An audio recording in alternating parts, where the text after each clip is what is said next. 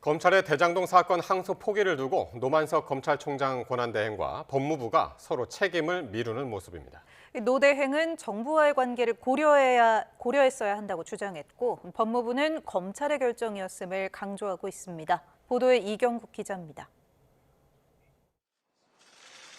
노만석 검찰총장 권한대행은 항소 포기를 둘러싼 논란이 불거진 뒤 대검찰청 간부들과 만났습니다.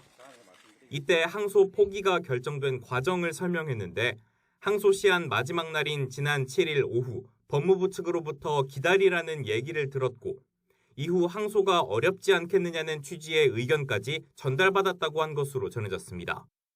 이에 앞서 대검 연구관들을 만나서는 용산이나 법무부와의 관계를 고려해야 했다고도 말한 것으로 알려졌습니다.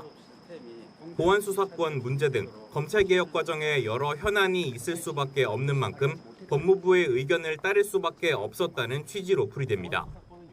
하지만 법무부 측의 입장은 온도가 다릅니다. 신중한 검토가 필요하다는 의견을 전한 건 단순한 논의 차원이었을 뿐 항소 포기를 결정한 건 검찰이었다는 겁니다.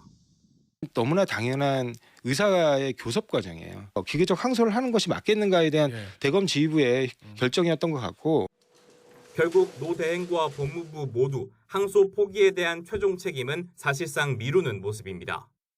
검찰 안팎에선 양쪽 모두를 향한 비판이 커지고 있습니다. 한 대검찰청 간부는 YTN과의 통화에서 정부와의 관계를 고려했어야 한다는 노 대행의 발언이 검찰 구성원을 설득할 수 있을지 심히 의문이라고 꼬집었고 법조계에선 인사권자인 법무부 장관이 사건에 대한 의견을 밝히는 데 있어 더 신중했어야 한다는 지적도 나왔습니다. 혼란이 이어지는 가운데 서울 고법은 피고인들 항소로 열리게 된 대장동 2심 재판을 이재명 대통령 위증교사 혐의 사건 담당인 형사 3부에 배당했습니다. YTN 이경국입니다.